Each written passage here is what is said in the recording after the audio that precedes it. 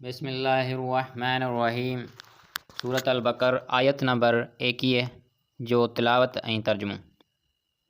या अय्युहन्नासु उअ्बुदू रब्बकुमुल्लज़ी ख़लक़कुम वल्लज़ीना मिन क़ब्लिकुम लअल्लकुम तत्तक़ून।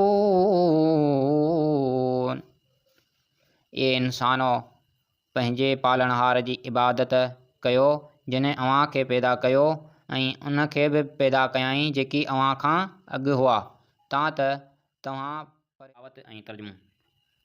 अल्लज़ी जअल लकुमुल अर्ज़ फ़िराशं वस्समाअ बिनाअन व अंज़ल मिनस समाइ माअन फ़अख़रज बिही मिनस समराति रिज़क़न लकुम फ़ला तजअलू लिल्लाहि अंदादन व अंतुम तअलमून।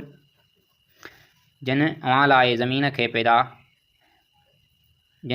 खे विछाणू बणायो, आसमान खे छत बनायो ऐं आसमान मां पाणी नाज़िल कयाईं।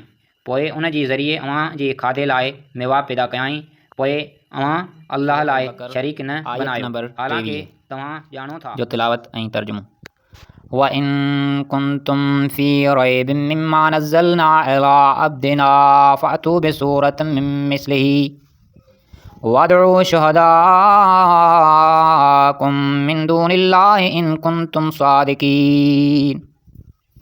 ऐं जेकॾहिं अव्हां उन कलाम बाबति शक में आहियो जेको असां पंहिंजे बाने ते नाज़िल कयो आहे त पोइ उन जहिड़ी का हिकु सूरत ठाहे आणियो ऐं उन लाइ अल्लाह खां सवाइ भले पंहिंजे मददगारनि खे बि सॾियो जेकॾहिं तव्हां सचा आहियो।